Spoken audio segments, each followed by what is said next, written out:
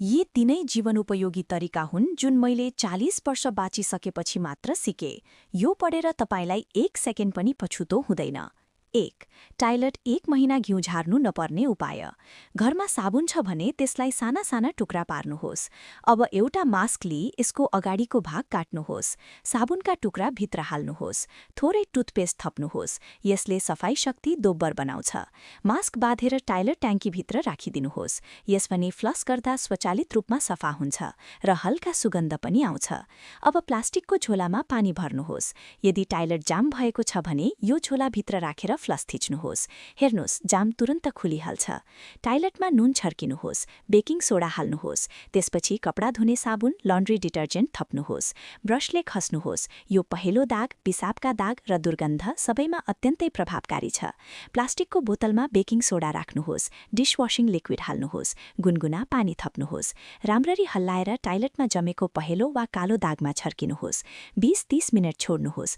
हल्का ब्रस गरेर पानीले पगाउनुहोस्। एकदमै चम्किलो बन्छ। कमेन्ट मात्र गरिदिनुस्, हामी फलो ब्याक गरिदिन्छौँ है। 2. 100 वर्ष बाँच्दा पनि नथाहा हुने उपाय। ताजा सुन्तलाको बोक्राको सानो टुक्रापट्टि ब्यान्डेजमा टाँस्नुहोस्। अब यसलाई हातको करङ्ग, कलाईमा चिप्काउनुहोस्। यसले गाडीमा चढ्दा हुने गुरुङ गुरुङ कार सिकनेस हुन दिँदैन। 3. खाली जुसका बोतल फाल्नुपर्ने होइन। यिनलाई उपयोगी बनाउन सकिन्छ। आज म तपाईलाई सानो तेलको बोतल बनाउने सरल तरिका देखाउँछु। यो सेतो पेय पदार्थको बोतल तेल राख्न बिल्कुल उपयुक्त हुन्छ। यसमा नाप, मेजरमेन्टको चिन्ह पनि हुन्छ र फुड ग्रेड सामग्री हो। पहिले क्याप खोल्नुहोस्, तलको रिङ हटाउनुहोस्। लेबल सजिलै खुकुलो भएर टाँसिन नछोडी झर्छ।